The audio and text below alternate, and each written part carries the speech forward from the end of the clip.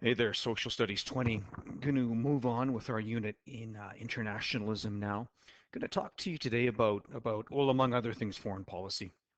Um, Internationalism is best reflected through a country's foreign policy. There's two kinds of countries that, or there are two kinds of policies a country may have.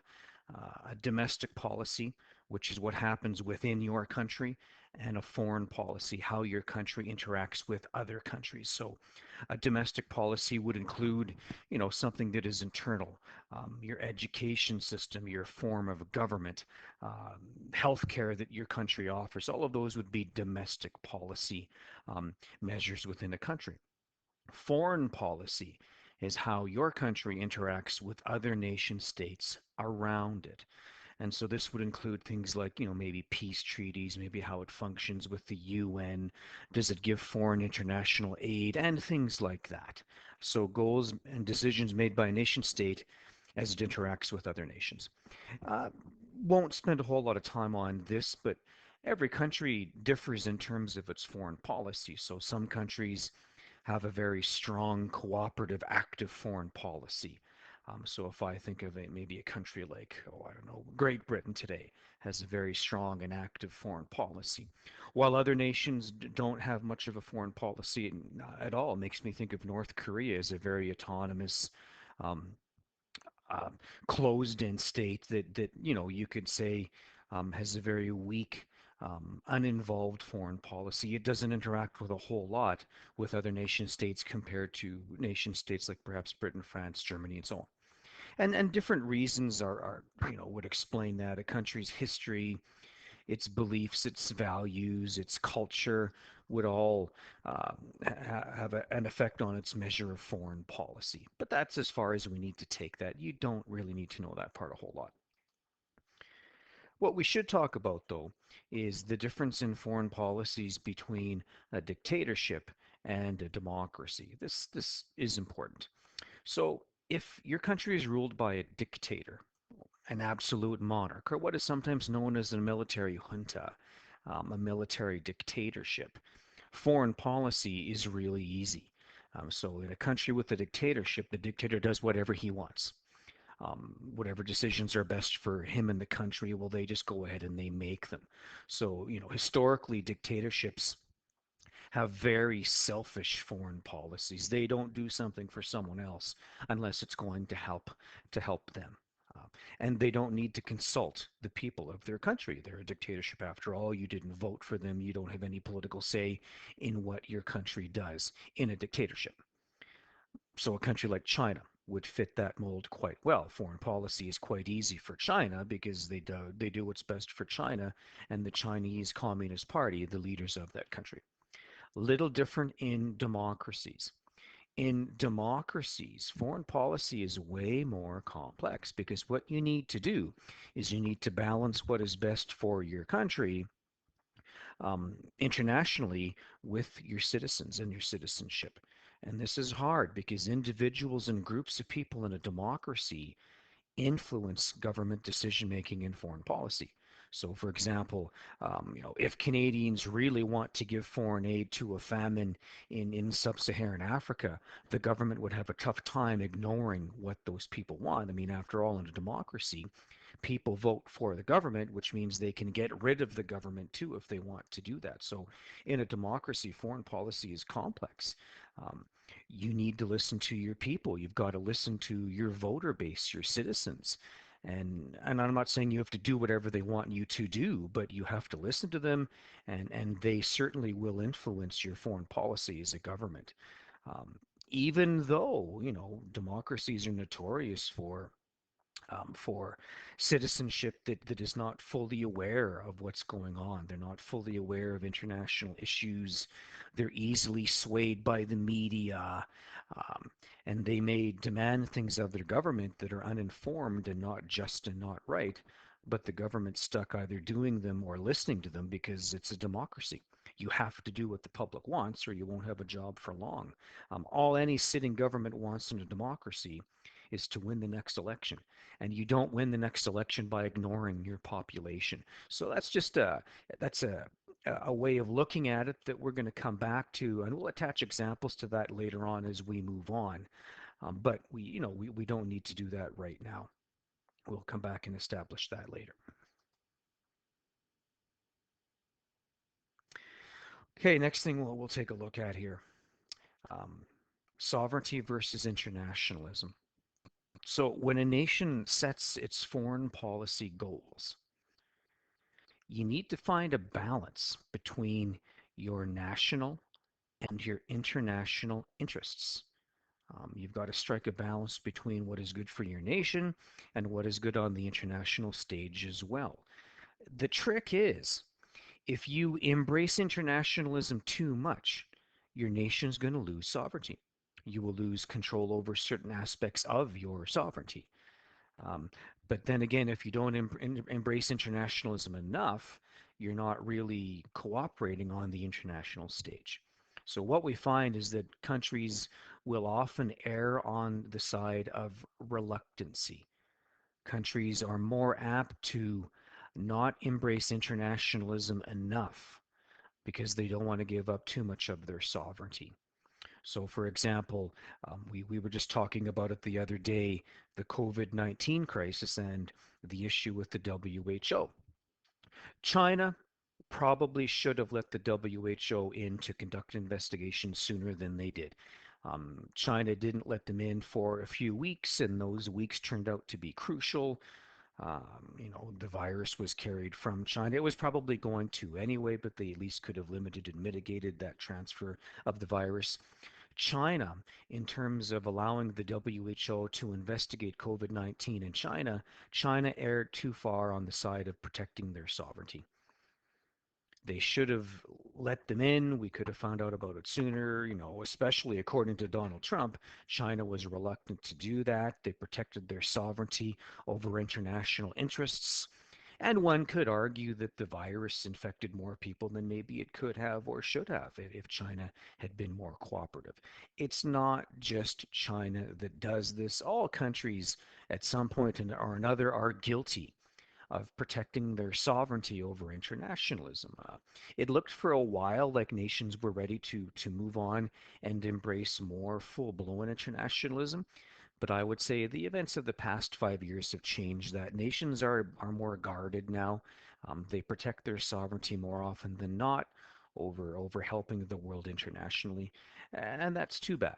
It's too bad that that happens. Just pardon me while I mess with my screen a bit here. Just want to have this handy. Okay, there we go. And again, we think about hegemonic internationalism, revolutionary international, and of course, liberal internationalism. More and more nations are trying to establish this. They're trying to establish hegemonic internationalism because this way you can influence global events, but also maintain your sovereignty. So for sure, America has been guilty of pursuing hegemonic internationalism since the end of World War II. No doubt about it. The Soviet Union, the former Soviet Union, since the end of World War II, tried to pursue hegemonic internationalism. And what that basically meant for both countries was they tried to impose their ideology, their way of living on other nations to protect their ideology. So, for example, the Soviet Union tried to expand and make more and more countries around the Soviet Union communist to spread the influence of communism and protect the basic interests of the former Soviet Union. America, on the other hand, during the Cold War after World War II, tried to spread democracy and American capitalism to protect their way of life, their way of living, their hegemony, and their sovereignty. Both countries were guilty of doing it. I would say today Russia is guilty of trying to pursue hegemonic internationalism. Of course, they invaded the Ukraine a few years back and are trying to exert their influence worldwide to protect their sovereignty and way of living. China, for sure, is guilty of hegemonic internationalism. America is still guilty of hegemonic internationalism. And that would involve putting your sovereignty, the sovereignty of your nation state, ahead of internationalism. And of course, when that happens, when countries start doing that, um, you don't get internationalism like we would think it could happen. You don't get that international cooperation. Moreover, once one country starts to pursue hegemonic internationalism, Other countries feel compelled to do the same to protect themselves. And then you lose that degree of internationalism. Finally, down at the bottom, here's some terms you should have defined in the vocab: unilateral, bilateral, and multilateral. Those are forms of internationalism. Usually they're attached to forms of foreign aid or helping other nations. So unilateral means that one country will do something by itself, internationally speaking. One country will help combat a famine. Bilateral means two countries will team up together and they will go in and stop a civil war or an ethnic cleansing, or they'll fight global poverty or whatever it might be. And finally, multilateral aid involves several nations working together to achieve a goal: world peace, stopping conflict, disaster relief, crisis relief, or whatever it might be. Um, Multilateral would probably be the best form of aid, in that you get a large pool of countries and all their money and resources working toward one common goal. You probably wouldn't remember, but back after the big tsunami in the early 2000s in Indonesia, there was a lot of multilateral relief and aid to help survivors of that tsunami and help them rebuild their towns, their infrastructure, and so on. They saved thousands of lives through multilateral aid. That is a true example of an international approach. But again, if it's only unilateral, well, then probably it's more of a nation pursuing, the best interests of its nation and trying to preserve sovereignty than it would be internationalism. I wouldn't worry too much about the bottom three. I think we've covered the fact that you need to balance internationalism against your sovereignty to make this work. Promoting peace. One of the most powerful ways countries can use their foreign policy is to promote peace. And I know it sounds like a cliche, and I guess it is a cliche: world peace, and someone giving the peace sign. But there's more to it than that. What we find is that nation states that are in a state of peace, political stability, usually are very prosperous, and they're also economically stable. So the goal of promoting peace is more than just getting people to stop fighting and killing each other. What we find is that in nations that are not in a prolonged state of conflict or civil war or in the midst of an ethnic cleansing, usually those nations are economically well off. Usually they're democratic. What we tend to find is that democratic countries in a state of prolonged peace and political stability are economically stable, and they do well, and they don't need a lot of foreign aid and support. The trick is, how do you get them into that state of democracy? Because usually, countries that we need to help internationally are run by a military junta or a dictatorship. And to establish democracy, you've got to get rid of that dictator and bring in democracy. It sounds easy. It's way more difficult than that.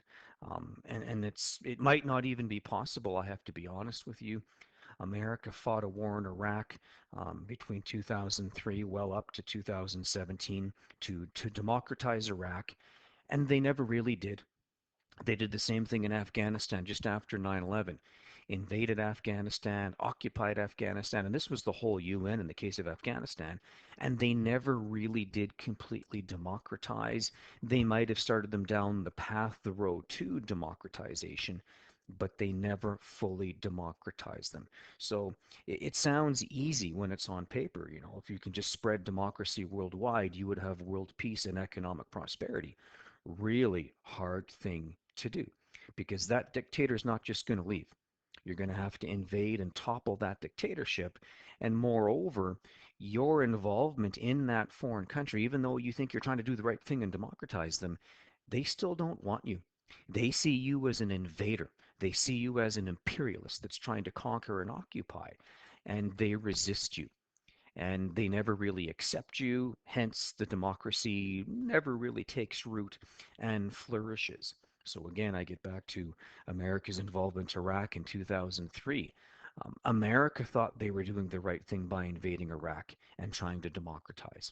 But the Iraqis saw them as imperialists. They saw them as invaders, and they would not accept the American presence or democracy. Whenever they thought of America, it reminded them of democracy, and they came to hate both things. At least a lot of the people in Iraq would have hated both things. So it never really took off. It never really blossomed. Same thing in Afghanistan. Easy thing to say, tough thing to do. I went on a bit of a ramble there. That's more of something you learn actually next year in Social Studies 30. But, in a dream world, if you could democratize every single country, you would have you'd be more apt to have world peace, and those nations would also be economically stable. And when we talk about foreign aid in a bit here, you'll understand that nations give billions of dollars every year in foreign aid to countries that are war torn and economically unstable. If you could democratize them, you wouldn't have to keep giving the foreign aid, and it would help everyone, not just the country that you're trying to help. It would help the donor nations as well. As well, how effective is this process? Like I talked about, it's been tried a lot to democratize, but the effects are marginal, iffy at best. I'm not sure how effective democratization is. And finally, the last point I'll quickly talk about here is that helping nations become economically successful through foreign policy is a good, noble idea on paper, but if all you're doing is supporting a dictator in a foreign nation who uses that money to spend on himself and buy fancy cars, mansions, and so on, what good is that foreign policy really? All you're doing is helping a dictator who's only helping himself with all of your efforts. Idi Amin is a really good example of this. Idi Amin was a dictator in Uganda in the 1960s and 70s. The world, especially Britain, sent billions of dollars to Uganda, thinking that that money would be invested in the country's infrastructure, education, healthcare, building roads, and providing jobs, and so on. It wasn't. It all went into the pocket of the dictator Idi Amin. It went into his pocket, and he spent it on himself. And so not only did you not help that country develop, but all of the money went to propping up a dictator who was guilty of murdering tens of thousands of the people he was supposed to be protecting. Um, a lot of the money used that we gave him, he used to slaughter his own population. So there are a lot of politics and obstacles to promoting peace. It sounds good, noble, and easy, but there's way more to it than that, as we're going to learn in this unit. Methods you can use to promote peace beyond democratization: economic sanctions. And so rather than invading another country and taking them over and helping them, what nations will often do is they will sanction or boycott the economy of another country. The thinking being, if we all gang up on this country and we don't trade with them, we'll force them to make reforms. We'll force them to maybe embrace democracy, or stop hurting their population. Um, so examples of that would be Iraq. North Korea is still being economically sanctioned. Historically, Italy was sanctioned in the 1930s for invading Abyssinia, or modern day Ethiopia. The effectiveness of sanctions is very questionable. Countries sanction other countries all the time. It's a form of punishment to get them to do what you want them to do, but I'm not sure how effective it is, in that you need everyone to sanction or boycott that other country.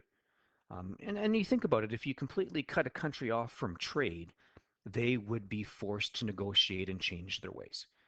But if just one or two other countries continue to trade with that nation, well, then the sanctions don't really work, because they can still trade and make money through other countries. So when the League of Nations sanctioned Italy in the 1930s for invading Abyssinia, the sanctions probably would have worked, except in that case, the United States still traded with Italy. They still sold oil to Italy, which made those sanctions ineffective. Other thing we need to think about is that when you sanction another country economically, who are you really punishing? So, for example, right now, America sanctions North Korea. Um, but who's it really hurting? Well, probably not the dictator of North Korea, probably not Kim Jong Un. He still goes to bed full. He's never gone hungry. He's never cold. The sanctions aren't really hurting him.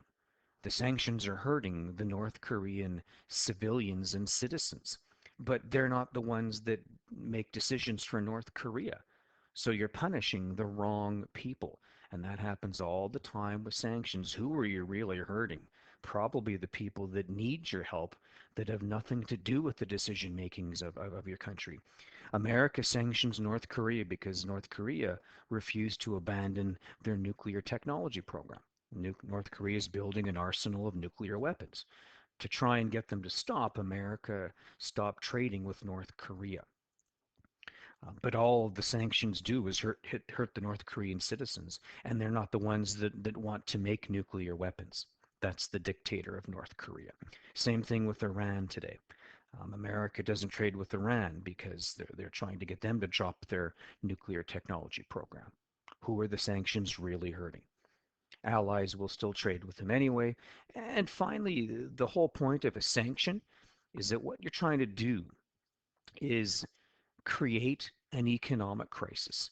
So, as America sanctions North Korea, the long term hope would be, if we starve their economy enough, there's going to be an economic crisis. There'll be a recession, there'll be an economic depression. And the citizens of North Korea will get fed up with their government. They will rise up and, in a revolution, overthrow the dictatorship of North Korea. Well, this has been going on for a couple of decades now, and it still hasn't happened. It may never happen, um, if it does at all. Peacekeeping is another method of creating world peace, and we're going to talk a bit about peacekeeping versus peacemaking.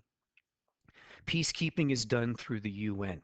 As we learned the other day, the General Assembly can propose, resolutions, etc., but it's the Security Council that turns those resolutions into action.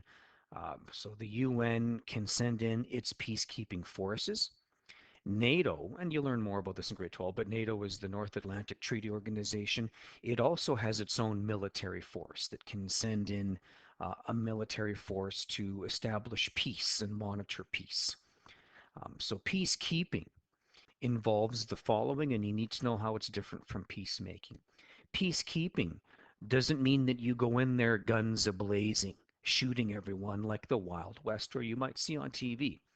Peacekeeping involves observation. A military force from the UN, from NATO, will go to a distant country that perhaps is involved in a civil war, bordering on maybe genocide. And what they'll do is they'll observe and they'll make recommendations back to the UN or NATO. They'll provide humanitarian aid for those that need it: food, clothing, shelter, medical care, and so on. Peacekeepers are armed, they are, in fact, soldiers, but they can only use force when they're shot at first. And you see that in movies all the time. You can't shoot until you're shot at first. Well, that means you're a peacekeeper. Another tricky part to this as well is that peacekeeping can really only happen when you've got the consent of the host country. So that country has to be willing to let you come in on your peacekeeping mission. If they say no, you can't really go in because then you're violating their sovereignty. And the UN doesn't allow you to do that. Peacekeepers are supposed to be impartial. In other words, they can't take sides in a civil war or in any kind of conflict in another country. They can't take one side or the other, even though they will know full well who the good guy is and who the bad guy is. So, for example, when peacekeepers went to Rwanda in 1994, they knew who was conducting that genocide. They knew it was the Hutu, and they knew the Tutsi were the victims, but they still couldn't take sides. They still couldn't fight off the perpetrators of that genocide, even though they had to sit and watch it happen. And we'll learn about this more next week when we study Rwanda in more detail. But I mean, a peacekeeper in Rwanda in 94 literally had to stand there and watch the butchering of a million civilians in Rwanda during that civil war and genocide. They need to be impartial, and that would be a hard thing to do. And again, they can only fire in self defense. People wonder about the effectiveness of peacekeeping. How good is it really if you have to be impartial? If you have to have the consent of the host country, is there any point really in having peacekeeping? All you really are then is witnesses to a genocide or a civil war. A lot of people would argue for what is known as peacemaking. So, under peacemaking, you become more aggressive in your promotion of peace. Peacemakers go in with the intent that they're going to use force to end a conflict, to stop abuse of basic human rights. And don't forget, when the UN does these things, they're doing it based on the UN Declaration of Universal Basic Human Rights. They're trying to establish, life, liberty, and security for everyone when they go in on these peacemaking and peacekeeping forces. Um, you're going to use force. You're going to be aggressive. You're not going to be neutral when you undertake a peacemaking mission. You're shooting to kill. You don't have to wait till you're shot upon first. You do not need consent of the host country. You just go in and you do it. In 1991, the UN conducted a peacekeeping mission in Iraq. What had happened? Iraq had invaded the neighboring country of Kuwait in 1991. Kuwait was rich in oil, and there's a really long story that goes with it. You learn more about it in grade 12. But the UN Security Council passed a resolution that allowed for a peacemaking force to go to Iraq and drive them out of Kuwait. And that's exactly what they did. A UN peacemaking mission drove Iraq out of Kuwait, and it was a successful peacemaking mission. Now, there are a lot more politics that go with it than just that. I mean, I'm not sure the UN would have cared that much about it if it were not the fact that Kuwait was very rich in oil reserves. And there's a lot of money in Kuwait. This is not something the UN does very often, undertaking a peacemaking mission.